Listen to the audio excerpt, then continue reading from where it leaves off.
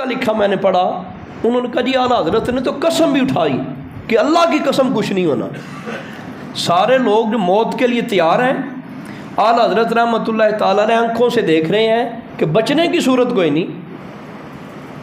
سمندر کے اندر طوفان آ گیا ہے، اب جو بیڑا ہے، جو بحری جہاز ہے، یہ محفوظ نہیں رہ سکتا، لوگ پریشان ہیں اور طرح طرح کی عبادات ریاضات کے اندر ہیں، اور آپ نے قسم اٹھا کے کہہ دیا کہ کچھ نہیں ہونا۔ تو پوچھنے والوں نے جب سامان تھم گیا، اس بات کو بھی تو نہ جانا، لیکن جب واقعی سمندر کے اندر امن ہو گیا اور لوگوں کو یقین ہو گیا کہ اب تو بیڑا پار لگ جائے گا، تو بعد میں پوچھا کہ حضور کیا بات تھی، آپ نے اتنے اطمینان سے کہا۔ تو لوگ اپنے دعوے کر بیٹھتے ہیں، قسم کوئی نہیں اٹھاتا، آپ نے قسم کیوں اٹھائی ہے؟ انہوں نے کہا حدیث پاک ہے، رسول پاک صلی اللہ علیہ وآلہ وسلم نے فرمایا فلان دعا جس بندے نے پڑھی، کشتی پہ بیٹھنے کی دعا ہے، بحری بیڑے پہ بیٹھنے کی دعا ہے، وہ دعا جس بندے نے پڑھی وہ بندہ بحری بیڑے کے اندر نقصان نہیں اٹھائے گا۔ حدیث پاک کا مفہوم۔ وہ کہتے ہیں میں اس بنیاد پہ، میرے پاس کوئی غیب کا علم نہیں ہے، میں کوئی غیب کی بات نہیں جانتا، میں نے کوئی آگے کا معاملہ نہیں جانا تھا، میرا تو یقین تھا میرے آقا کی بات کے اوپر، میں تو اس حدیث پاک کی بنیاد پر قسم کھائی اور میں اس بیڑے پہ سوار ہوتے اس دعا کو پڑھ لیا تھا، میرا تب سے یقین بن گیا کہ ہمیں کچھ نہیں ہو سکتا، میں نے دعا پڑھ لی ہے اور سرکار نے فرمایا ہے جس نے ایسا کر لیا وہ محفوظ ہوگا، میں اس لیے کہہ رہا تھا۔ ایڈا پکا یقین، اسی میں تو لکھاں دیسا سننے ہیں۔ اچھا یہ اعلیٰ حضرت کی زندگی کا ایک واقعہ نہیں ہے، کتنے واقعات ہیں، کئی واقعات ہیں جس کے اندر آپ سے جب آپ نے قسم اٹھا دی، ایک بیماری کے اندر حالت یہ تھی، ڈاکٹروں نے جواب دے دیا، وہاں پر بھی آپ نے قسم کھائی، وجہ آپ نے فرمایا میں نے حدیث پاک پڑھی تھی، جس نے یہ دعا پڑھی اس کو کچھ نہیں ہوگا، تو میں یہ دعا پڑھی ہوئی تھی اس لیے میں نے قسم کھائی۔ اتنا پختہ یقین، اتنا کامل یقین۔ تو ہر بندے کو اپنی اپنی نسبت کے اوپر بڑا جو ہے وہ اتراؤ آتا ہے اور بڑا اس کو ناز ہوتا ہے، اس لیے ہمیں بھی ناز ہوتا ہے، اور ہم اس محبت اور ناز میں کہہ دیتے ہیں کہ ہم بریلوی ہوتے ہیں، حالانکہ یہ کوئی نیا مسلک تو نہیں ہے۔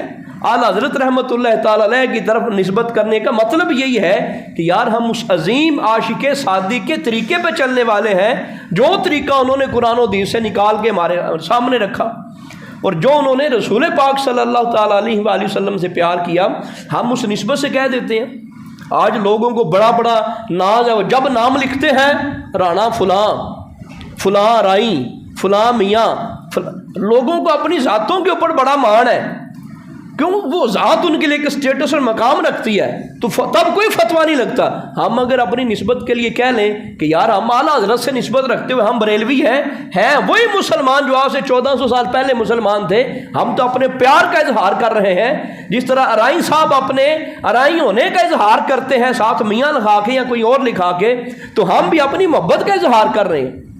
تو یہ محبت کا اظہار جو ہے وہ اگر کر لیا جائے اچھے لفظوں میں، اچھی نیتوں سے، تو یہ برا نہیں ہے۔ یہ اعلیٰ حضرت رحمۃ اللہ تعالیٰ علیہ کا معاملہ تھا، اپنی ذاتوں کے اوپر اترانا یہ اسلام کے اندر جو ہے وہ قبول نہیں ہے، اس کو اس پہ رائے میں نہ لیا جائے۔ رسول کریم صلی اللہ تعالیٰ علیہ وآلہ وسلم کے دین اور شریعت اور حدیث کا یہ علم رکھنے والی عظیم شخصیت حج کر کے واپس آ گئی، تو ماں جی نے قدموں میں بیٹھے ہوئے ہیں، تو ماں جی نے کہتے بیٹا اب حج کر لیا ہے، جب تک میں زندہ ہوں اب دوبارہ میری خدمت ہی کرنی ہے، یہاں ہی رہنا ہے، اب تجھے اجازت نہیں ہے۔ یہ ماں کے پاس اختیار ہے، والدین کے پاس اختیار ہے، اور وہ بھی صاحب نظر تھے، وہ بھی بڑے دیندار تھے، بڑے بڑے علماء اعلیٰ حضرت رحمۃ اللہ تعالیٰ علیہ کے جو والدین تھے، بڑے بڑے علماء میں ان کا نام تھا۔ انہوں نے کہا جی بیٹا حج کوئی نہیں کرنا، فرض ادا ہو گیا ہے، اب نفلی حج ہے، اب یہاں خدمت کرو۔ تو لکھنے والوں نے لکھا کہ آپ کی والدہ کے سامنے وہ منظر تھا جنہوں نے دیکھا تھا اپنی حج سے، اپنی آنکھوں سے، سمندر کا منظر، تو وہ نہیں چاہتی تھیں کہ میں دوبارہ اس طرح کا رزق لوں۔ وہ جب جہاز کے ڈوبنے کا معاملہ تھا تو وہ ساری صورتحال سامنے تھی، تو آپ نے فرمایا بالکل ٹھیک ہے۔ اب پھر آئندہ جب خاندان کے دیگر افراد کا موقع بنا حج پہ جانے کا، تو تیز بخار تھا حضرت رحمۃ اللہ تعالیٰ علیہ کو، سخت بخار تھا، تو آپ ان کو چھوڑنے کے لیے گئے بندرگاہ تک۔ اب جب وہاں پہنچے یا اس سے قریب کس اسٹیشن پہ پہنچے، تو اب دل نے بڑا آپ کو جو ہے وہ زور دیا اور بڑی اداسی چھا گئی اور حج کرنے کی بڑی امنگ جاگی کہ نہیں یار حج کے بنا گزارا نہیں ہے. تو پھر بڑے اوکھے ہو کے والدہ ماجدہ کو راضی کیا، پھر ان سے اجازت لی اور اجازت لے کے پھر دوبارہ حج پہ چلے گئے. یعنی یہ بات ایک شوق کی آپ کے سامنے رکھی کہ حج کا شوق یہ بڑا شوق ہے. حج کی تڑپ پیدا ہونا یہ بڑی تڑپ ہے اور یہ عظیم ترین لوگوں کا یہ شیبہ رہا ہے. اللہ رب العزت ہمارے دلوں کے اندر بھی وہ ذوق اور شوق پیدا فرمائے. اچھا، چند باتیں یاد کرنے والی ہیں حج کے حوالے سے. تو یہ تو ایک واقعہ تھا، ایک محبت کی داستان تھی جو آپ کے سامنے بیان کر دی. رسول کریم صلی اللہ تعالیٰ علیہ وآلہ وسلم نے جو خطبہ دیا تھا حجۃ الوداع کے اوپر، عمومی طور پہ کہا جاتا ہے کہ وہ پورے دین کا نچوڑ ہے، لیکن اس میں ایک یاد رکھنے والی بات یہ ہے وہ ایک جگہ کا خطبہ نہیں تھا. وہ خطبہ 5 مختلف مقامات پہ اسی ٹائم میں حجۃ الوداع میں، کوئی مناظر کے اوپر دے دیا، کوئی کسی اور موقع پہ دے دی. ایک وقت وہ اکٹھا خطبہ جو ہمیں کتابوں میں ملتا ہے، کئی بار پڑھا بھی ہے سنا بھی ہے، وہ سارا خطبہ ایک موقع پہ بیان نہیں ہوا، وہ مختلف موقعوں پہ بیان ہوا. 5 مقامات پہ محدثین نے، علماء نے ان 5 کو جمع کر کے پھر ایک خطبہ بنا دیا جس کا نام رکھ دیا گیا خطبہ حجۃ الوداع. رسول پاک صلی اللہ علیہ وسلم کا وہ بڑا بنیادی خطبہ ہے. اس خطبے میں ایک چیز سرکار دو عالم صلی اللہ تعالیٰ علیہ وآلہ وسلم بار بار کہتے رہے، مجھ سے حج کے مناسک سیکھ لو، ہو سکتا ہے کہ آئندہ پھر ہم اس طرح جمع نہ ہو سکیں. یہ کئی بار سرکار نے جملہ بولا، مجھ سے حج کے طریقے سیکھ لو، ہو سکتا ہے کہ آئندہ سال میں اپنے رب کے پاس چلا جاؤں. رسول کریم صلی اللہ تعالیٰ علیہ وآلہ وسلم کے پردہ فرمانے سے 1 سال پہلے حج فرض ہوا. سرکار کے پردہ فرمانے سے 1 سال پہلے حج فرض ہوا، اور وہ جو حج تھا وہ حضرت صدیق اکبر کی مائیت میں ہوا. اب یہ جو اگلا حج تھا یہ رسول پاک صلی اللہ علیہ وآلہ وسلم نے کیا اور سارے صحابہ کو اطلاع تھی کہ وہ حاضری دیں. اب اس کے بعد جو حج کا وقت آیا اس سے پہلے سرکار دو عالم صلی اللہ علیہ وسلم اللہ کی بارگاہ میں پہنچ گئے. یعنی سرکار کی زندگی میں حج 2 بار آیا، حج صرف 2 بار آیا. ایک بار حضرت صدیق اکبر کو امیر بنایا گیا اور دوسری بار سرکار خود کرنے گئے اور پھر اس کے بعد اس کا موقع نہیں آیا. تو اس لیے سرکار فرما رہے تھے کہ مجھ سے حج کے طریقے سیکھ لو، جس نے جو بات پوچھنی ہے پوچھ لو، اس کے بعد جو ہے وہ ہو سکتا ہے کہ ہماری اس طرح ملاقات نہ ہو. اچھا، سرکار نے جو کچھ بھی سکھایا وہ اللہ رب العزت کا بتایا ہوا ہی سکھایا، اور اب جو سرکار کی بات ہمیں حج کے سلسلے میں ملے تو ہم وہ کہہ سکتے ہیں کہ وہ اللہ کی بات ہے. 2 مثالوں سے اس بات کو میں واضح کرنا چاہتا ہوں. عبداللہ بن مسعود رضی اللہ تعالیٰ عنہ صحابہ میں فقہائے صحابہ کے اندر ان کا نام ہے، جو مسائل کے اوپر مفتی کہہ لیں یا مفتیوں کے درجے پہ. آپ احرام باندھا ہوا تھا اور حج کا طواف کر رہے تھے. ایک بندے کو دیکھا کہ اس نے حج کا احرام نہیں باندھا، ان سلی 2 چادریں اس نے نہیں لی ہوئی. اس بندے سے پوچھا کہ یہ تو نے لباس کیسے پہنا ہوا ہے؟ حج کے لیے تو 2 ان سلی، طواف کے لیے تو 2 ان سلی چادریں ہوتی ہیں.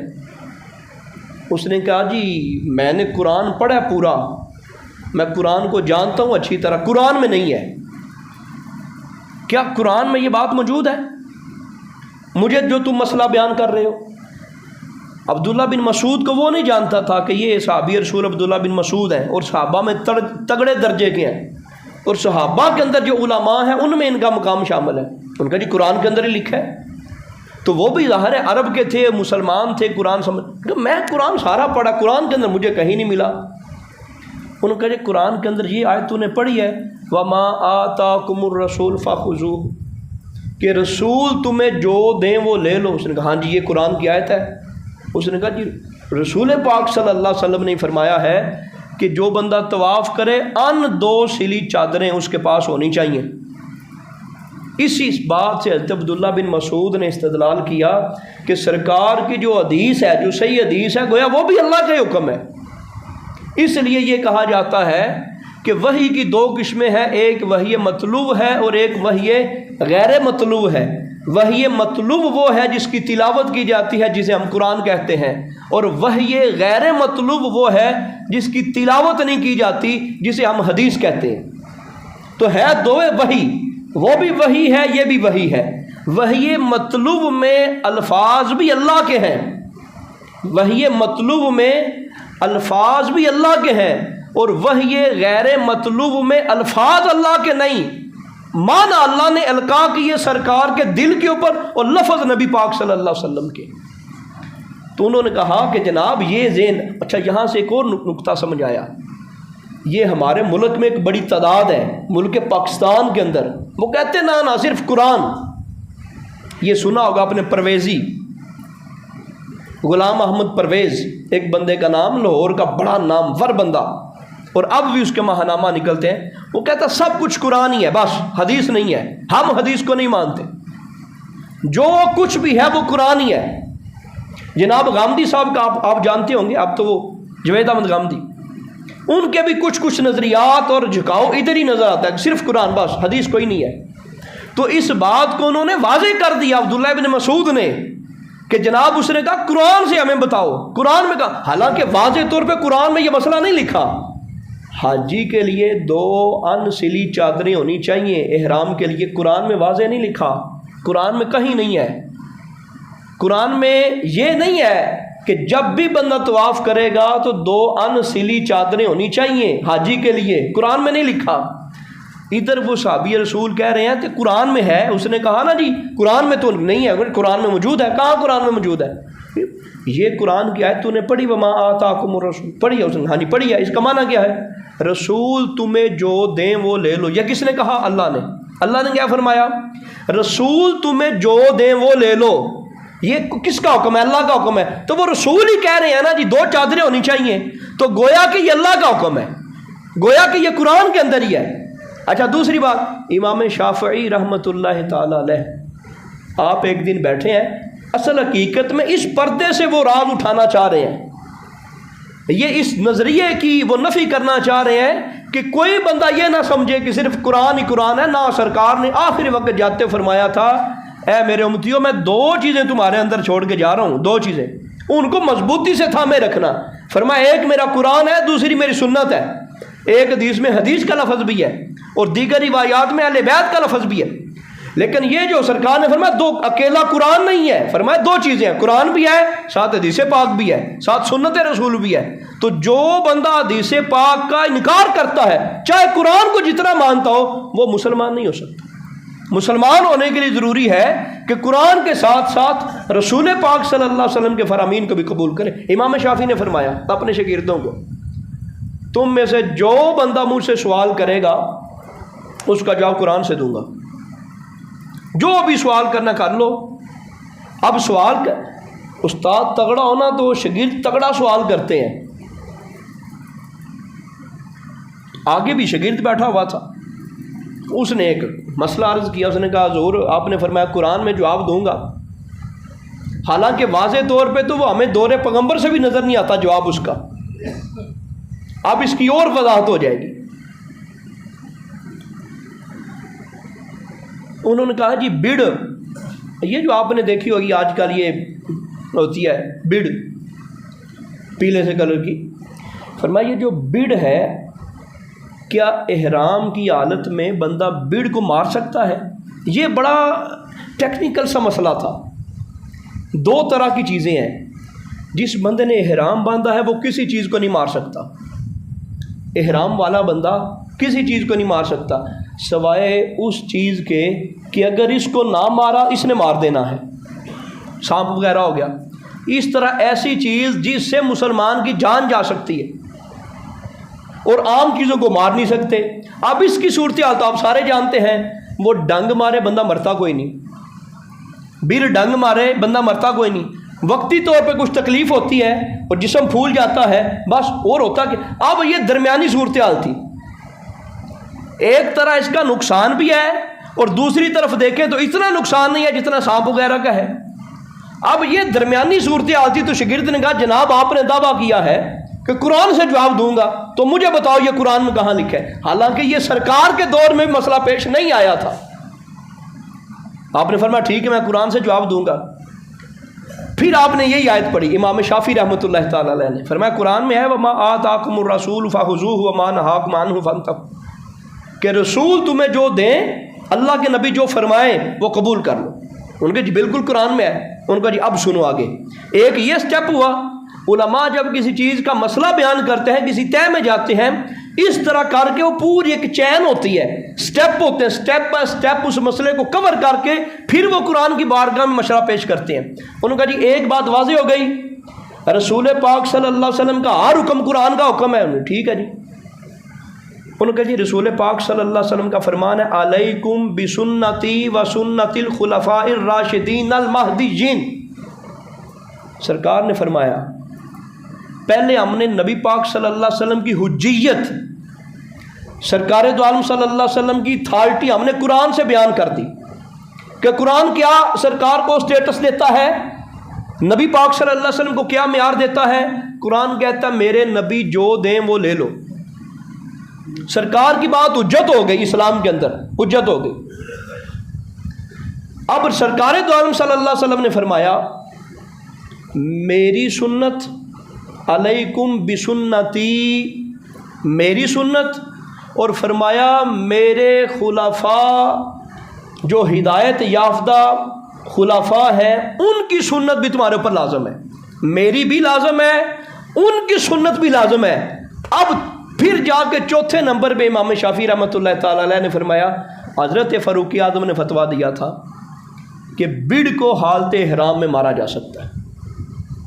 آپ فرمایا بتاؤ قرآن سے بیان کیا کہ نہیں کیا؟ تو یہاں یہ مسئلوں کی حقیقت ہوتی ہے۔ بعض لوگ کہتے نا سیم منو قرآن دے لفظ دکھاؤ، اور یہ تو شروع سے چین چلی آ رہی، جس کو اتھارٹی دے دی جائے اس کے پاس وہ عزت ہوتی ہے، وہ مقام ہوتا ہے کہ وہ اپنے فیصلے کر سکتا ہے۔ سرکار نے فرمایا، اللہ نے فرمایا میرے محبوب فیصلے کیا حجت رکھتے ہیں۔ پھر سرکار نے خلفائے راشدین کو جو ہے وہ حجت دے دی، گارنٹی دے دی، اب ان کا فیصلہ بھی قابل قبول ہوگا۔ اب دیکھیں نا، آپ اذانیں پڑھتے ہو نا، دو اذانیں پڑھتے ہو، تو یہ خلفائے راشدین میں حضرت عثمان غنی کا طریقہ ہے۔ جمعے کی 2 اذانیں ہوتی، پہلے کوئی نہیں پڑھتے تھے۔ یعنی یہ اگر ہم دین کو دیکھیں تو بڑی حجتیں قائم ہوئی ہیں۔ یہاں ہمیں مسائل کا بھی پتہ چل رہا ہے حج کے حوالے سے۔ جو پچھلا ہم نے واقعہ بیان کیا اس سے بھی حجیت رسول ثابت ہوئی، اور یہاں سے بھی حجیت رسول و حجیت حدیث یہ ثابت ہو گئی۔ اور یہ بھی مسئلہ معلوم ہو گیا کہ حج کی حالت میں، احرام کی حالت میں بڑ کو مار سکتے ہیں، اور باقی موذی جانور کو بھی مار سکتے ہیں، عام جانوروں کو جن کا نقصان نہیں یا نہیں مار سکتے۔ اور یہ بھی معلوم ہو گیا پچھلے مسئلے سے کہ حالت احرام میں وہ 2 چادریں وہی لینا ضروری ہے، اس کے علاوہ کسی اور چیز کا احرام نہیں ہو سکتا۔ جی اس کے بعد رسول پاک صلی اللہ تعالیٰ علیہ وآلہ وسلم جب پہلا اور آخری حج کرنے کے لیے تشریف لے جا رہے تھے، اس سے قبل پوری انسانیت میں جتنے بھی مذاہب تھے، جتنے لوگ حج کرتے تھے، کعبے کا حج ہر دور پہ ہوتا رہا ہے۔ یہ نہیں کہ جب سے اسلام آیا ہے ہمیشہ سے لوگ حج کرتے رہے اپنے اپنے طریقوں سے، ہر دور میں کعبہ کا طواف ہوتا رہا، ہر دور میں اپنے اپنے طریقے سے لوگ حج کرتے رہے۔ سرکار جب حج کرنے کے لیے گئے، اس سے پہلے صحابہ کا بھی یہی ذہن تھا کہ صرف اور صرف حج کے لیے جائیں تو حج ہی ہو سکتا ہے، عمرہ نہیں ہو سکتا، اکیلا حج ہو سکتا ہے، حج کے ساتھ عمرہ شامل نہیں ہو سکتا۔ بلکہ افضل الفجور حضرت جابر کہتے ہیں ہم سب سے بڑا جرم قرار دیتے تھے جو حج کے ساتھ عمرہ کرتا تھا۔ جب ہم سرکار کے ساتھ گئے نا تو رسول پاک صلی اللہ تعالیٰ علیہ وآلہ وسلم نے فرمایا جن لوگوں کے پاس ہدی ہے وہ لوگ اپنا احرام نہ کھولیں، وہ انتظار کریں۔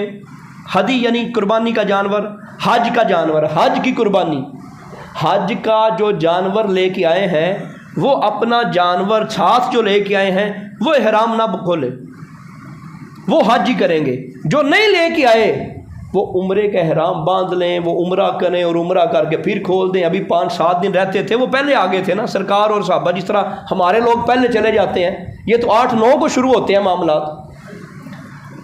ہاں وہ پھر جس نے جو معاملات کرنے وہ کریں. اب صحابہ سارے پریشان کہ یا رسول اللہ یہ کیا ہو گیا؟ یہ پہلی بار ہوا تھا. رسول پاک صلی اللہ علیہ وسلم سے پھر پوچھا, غالباً سراقہ بن مالک نے سوال کیا, یا رسول اللہ یہ کیا صرف اسی سال کے لیے چھوٹ ہے؟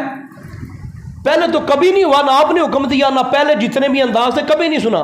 سرکار فرمایا یہ ہمیشہ کے لیے اصول بن گیا ہے, قانون بن گیا ہے کہ جو بندہ بھی حج کے لیے آئے ساتھ عمرہ کرنا چاہے تو اس کی بھی اجازت ہے, اکیلا حج نہیں کر سکتے. تو یہ اضافہ رسول پاک صلی اللہ تعالیٰ علیہ وآلہ وسلم نے ایک فرمایا.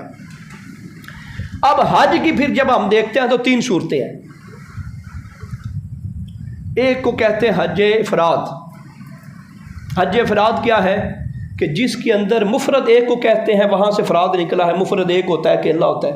جس بندے نے صرف حج کرنا ہے, بس اکیلا حج, حج کی نیت سے احرام باندھا اور صرف حج کی نیت ہے, وہ ہے حج افراد.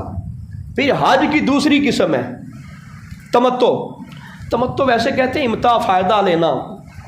تو یہ جو بندہ حج کے ساتھ عمرہ کرنا چاہتا ہے وہ عمرہ کر سکتا ہے, لیکن اس کے اندر کیا چھوٹ ہے کہ وہ اپنا احرام پھر کھول دے گا. وہ عمرے کی نیت کرے گا اور اپنا درمیان میں احرام کھول دے گا, اور بعد میں پھر وہ حج کی نیت سے احرام باندھ لے گا اپنا. اور تیسری جو ہے, تیسرا حج قران, یعنی دونوں کو ملا دینا, حج اور عمرے کو آپس میں مکس کر دینا. اس میں کیا کرتے ہیں, اس میں حج اور عمرہ اکٹھا ہوتا ہے, ایک بار یہ احرام باندھا جاتا ہے, پھر کھولا نہیں جاتا. جس طرح عمرے کا احرام باندھا, اس کے ساتھ ہی وہی احرام چل رہا, اب درمیان میں کھولنا نہیں ہے. اب ان دونوں جو لاسٹ والے دو ہیں, عمرہ بھی ایک ساتھ ہو گیا, حج بھی ایک ساتھ ہو گیا. پہلے والے میں افراد میں صرف حج تھا. اب اس میں ایک اور غلطی عمومی طور پہ ہم جو کرتے ہیں, اور جو عمومی طور پہ سمجھی جاتی ہے, وہ جو قربانی ہے وہ قربانی عید کی قربانی نہیں ہے. لوگ کہتے ہیں حاجی نے قربانی کرنی ہے, وہ اصل عید کی قربانی نہیں ہے جو ہم یہاں پہ کرتے ہیں, وہ عید کی قربانی نہیں ہے, وہ حج کے شکرانے پہ قربانی, وہ ہر حاجی پہ لازم ہے, چاہے غریب ہے, چاہے امیر ہے, تگڑا ہے, ماڑا ہے, ہر حاجی نے وہ حج کی قربانی ہے, عید کی قربانی نہیں ہے. تو وہ حج کے شکرانے میں جس کی ہم نے آیت مقدسہ پڑھی, وہ اللہ رب العزت کا حکم ہے کہ یہ جو اس کو کرے گا, حج اور عمرہ کو جمع کرے گا, اس کو شکرانے کے طور پہ ہدی دینا پڑے گی, یعنی قربانی دینا پڑے گی. اب اس میں ایک اور مسئلہ عمومی طور پہ الجاؤ کا سبب بنتا ہے. جو بندہ وہاں موجود ہے وہ قربانی کرے گا کہ نہیں کرے گا, یہ تو مسئلہ الگ ہو گیا کہ یہ قربانی نہیں ہے جو ہم کرتے ہیں, وہ حج کی ہدی ہے. وہ حج کے رکنوں میں سے ہے کہ جس نے بھی عمرہ, ساروں نے نہیں, جس نے حج تمتع کرنا ہے یا حج قران کرنا ہے اس نے قربانی دینی, افراد والے نے نہیں کرنی. اور وہ حج والی قربانی ہے, عید والی قربانی نہیں ہے. اب عید کی قربانی کا کیا حکم ہے؟ سیٹھ صاحب جاتے ہیں, کوئی پنڈ کے چودھری صاحب جاتے ہیں, کوئی مالدار بندہ جاتا ہے جس کے پاس بڑے پیسے ہیں, تو وہ جائے گا تو وہ کیا وہاں پہ الگ سے اپنی قربانی, عید والی قربانی جو ہم یہاں پہ کرتے ہیں, وہ قربانی کرے گا کہ نہیں کرے گا؟ اگر تو وہاں پہ وہ مسافر ہے تو پھر اس پہ وہ قربانی لازم نہیں ہے. نفلی طور پہ کرنا چاہے تو کرے, پھر وہ 2 قربانیاں کرے گا, ایک نہیں کرے گا. یہ جو عید والی قربانی ہم کرتے ہیں, اگر یہ کوئی بندہ قربانی کرنا چاہے تو الگ کرے گا. حج والی قربانی الگ ہے. حج والی قربانی لازم ہے حدود حرم کے اندر ہی کرنا, اور یہ جو عید والی قربانی ہے حاجی اگر کرنا چاہے یہ جہاں مرضی کر دے. پاکستان فون کر دے, جی میرا دل ہے ہر سال میں پاکستان قربانی کرنا, تو میرا دل ہے میری قربانی کر دو, اتنے میں قربانی نہیں کر سکتا, اتنے ذرا سستی پاکستان, اتنے ذرا مہنگی ہے, اچھا اتنے 30-40 ہزار روپیہ میرا پا دیو, یا کسی جانور میرا حصہ پا دیو. تو اب وہ وہاں جہاں بھی کروا سکتا ہے. وہ جو حج والی قربانی ہے وہ صرف حدود حرم کے اندر لازم ہے. لیکن اس میں ایک چیز کا خیال رکھا جائے, وہاں پر بھی ایام قربانی ہونے چاہیے اور یہاں پر بھی ایام قربانی ہونے چاہیے. وہ پہلے دن آپ کو فون کر دے کہ میری قربانی کر دو, وہاں پر تو حج کا قربانی کا وقت ہے, یہاں پر اب عید نہیں ہوئی تو قربانی نہیں ہو سکتی. اگر وہ تیسرے دن فون کرے کہ میری قربانی کر دو تو پھر بھی نہیں ہو سکتی. کیوں؟ یہاں پر وہ تیسرا دن جب ختم ہو گیا, جہاں تیسرا دن ہو, یہاں پر تو تیسرا دن ہے لیکن وہاں پہ تو چوتھا دن ہو گیا, ختم ہوگی, کیونکہ ایک دن پہلے جو ہے, جہاں وہاں پر بھی حج کے ایام ہونے چاہیے قربانی کے, وہاں پر بھی قربانی کے ایام ہونے چاہیے, یہاں پر بھی قربانی کے ایام ہونے چاہیے. تو مسافر کی ہم بات کر رہے تھے, مسافر پہ لازم نہیں ہے اگر حاجی مسافر ہے تو لازم، اب کیسے پتہ چلے گا حاجی مسافر ہے؟ اگر منا میں جانے سے پہلے پہلے وہ 15 دن وہاں ٹھہرا، حرم پاک کے اندر، کعبہ کے اندر، مکہ کے اندر، 92 کلومیٹر کی حدود کے اندر اگر وہ 15 دن یا 15 دن سے منا جانے سے پہلے 15 دن وہ ٹھہرا یا اس نے ارادہ کیا، اب وہ مقیم ہو گیا ہے، اب اس کے اوپر لازم ہے، بشرطے کہ وہ صاحب نصاب بھی ہو، اب اس کے اوپر لازم ہے وہ دوبارہ پھر قربانی دے گا، حج والی قربانی کفایت نہیں کرے گی، اب اس کے اوپر لازم ہے وہ دوبارہ پھر قربانی کرے گا۔ یا مقیم ہونے کی دوسری صورتحال یہ ہے کہ منا کے بعد 12 ذی الحجہ کے غروب سے پہلے پہلے، 12 ذی الحجہ یعنی عید، وہاں عید اس نے گزارنی ہے نا جی، عید کے تیسرے دن غروب سے پہلے پہلے اگر وہ ٹھہرنے کی 15 دن عزیزیہ میں یا وہاں ٹھہرنے کی وہ نیت کر لیتا ہے، مکہ مکرمہ کے پورے ایریے میں 92 کلومیٹر کی حدود میں اگر وہ ارادہ کر لے تب بھی وہ مقیم ہو جائے گا۔ اور اگر وہ صاحب نصاب ہے مقیم ہونے کے ساتھ تو اب اس کے اوپر لازم ہے کہ وہ پھر قربانی دے گا، وہ حج والی قربانی الگ ہے، وہ عید والی قربانی الگ ہے۔ اگر وہ مسافر نہیں ہے، نفلی قربانی دینا چاہے تو وہ اپنی الگ سے قربانی وہاں بھی دے سکتا ہے اور دنیا کے کسی کونے میں بھی رہ کے دے سکتا ہے۔ اللہ ہمارے اوپر رحم و کرم فرمائے۔ کوشش کریں جو لوگ صاحب استطاعت ہیں وہ حج کریں۔ سرکار فرماتے ہیں جس نے حج کر لیا وہ ایسے ہی ہے جیسے ابھی ماں کے پیٹ سے نکلا ہے، تو بڑی عظیم اور بڑی برکت والی چیز ہے۔ بندے کو کمپرومائز کر لینے چاہیے، کوئی 1-2 پلاٹ سیل ہوتا ہے تو وہ بھی کر دیا جائے، جن کی ویسے نہیں نہ پیٹ بھرتا، پلاٹوں سے بھی کوئی نہیں بھرنا، کوئی ایک آدھی پہلی کو داؤ پہ لگانا پڑے تو بندہ لگا دے، کیا پتہ کہ دنیا کے اندر یہ زمینیں بچنی ہے نہیں بچنی۔ وہ حج ایک بڑی سعادت کی بات ہے۔ عمرہ آپ لاکھ عمرے کر لینا جی، لاکھ عمرے کر لیں، ایک حج کے برابر لاکھ عمرے نہیں ہو سکتے۔ حج پہ آپ کا لگنا ہے 15 لاکھ روپیہ، اور عمروں کے اوپر آپ کروڑ بھی لگا دینا جی تو پھر بھی حج کے برابر نہیں ہو سکتے۔ حج حج ہے، حج کی ایک اپنی ٹھالٹی ہے۔ جس بندے نے حج کر لیا، بے شک فرض نہیں ہے، زندگی میں بعد جب بھی فرض ہو گیا، فرض اس کا ادا ہو گیا، اب دوبارہ اس کو کرنے کی ضرورت نہیں ہے۔ تے بڈھے بندے دا کام کوئی نہیں، یہ مطلب نہیں بڈھے جامن ہی نہ ضرور جامن، یہ جوانوں واسطے صرف تسی ذہن بناؤ اسی جوانی میں جانا ہے۔ بڈھے ہو کے بڑا مشکل ہو جاتا ہے، بڑے مسائل نے، بڑے معاملات نے، نہیں ٹرن ہوتا، نہیں اتنے معاملات برداشت ہوتے، گرمی بڑی، تسی دیکھا نہیں کنے بندے مر جاندے نے اتنے، تو اتنے تو مرنا بھی سعادت دی گل ہے۔ بعض بندے ڈردے نے، نہ پیسہ بھی ہے جا بھی سکنے ہیں، پر اتنے رش بڑا ہوتا ہے، میں مر گیا تو پھر اللہ دے بندے اور کے چاہیے۔ سرکار فرماندے نے جن نے حج کر لے اینج جدو ماں دے پیٹ چونے نکلے، اسی جدو پاکستان واپس آ جانا ہے، ساڈا پھر گناہاں دا میٹر شروع ہو جانا ہے، اسی پھر پتہ نہیں کتنے کر لینے نے۔ تے جے پاک ہوندے ہی اللہ دی بارگاہ وچ پہنچ کے پھر تو تے رنگا بندہ ہی کوئی نہیں، وہ تے شہداء دی صف وچ اٹھایا جائے گا۔ اے ڈر دی وجہ تو بالکل اپنے آپ نو پیچھے نہ کرو، یہ تے سعادت ہی کر دنیا دعاواں کردی کہ یا اللہ سانو اوتھے موت آوے، حج دی حالت وچ موت آوے، ادو تو وڈا چنگا نیک بندہ کیڑا ہو سکتا ہے۔ یہ پریشانی نہ لو، جنہ کولے موقع ہے، جنہ کولے استطاعت ہے، جڑے جا سکتے ہیں وہ کمیٹیاں حج دیاں بھی پاون، وہ پیسے حج واسطے جمع کر کے رکھن، وہ فلاں دکان جیڑی ہے نا میں ویچ دینی، کیوں میں یار حج تے جانا، وہ فلاں پلاٹ میں نال فیملی نو نال لے کے جانا۔ اللہ دے بندے حج رنگی کوئی شے نہیں، بڑی سعادت ہے۔ رسول پاک صلی اللہ علیہ وسلم فرماندے نے جیتے حج فرض ہے انہیں نہیں حج کیتا، چاہے یہودی ہو کے مرے چاہے نصرانی ہو کے مرے، منو ادنا کوئی سروکار نہیں۔ بخاری مسلم دی حدیث۔ ایک طرف اعزاز کنا ہے، انا ثواب جن نے حج کر لیا این جی جس طرح ہوں ماں دے پیٹ چ نکلا، مطلب کہ گناہاں تو پاک صاف ہو کے آئے گا۔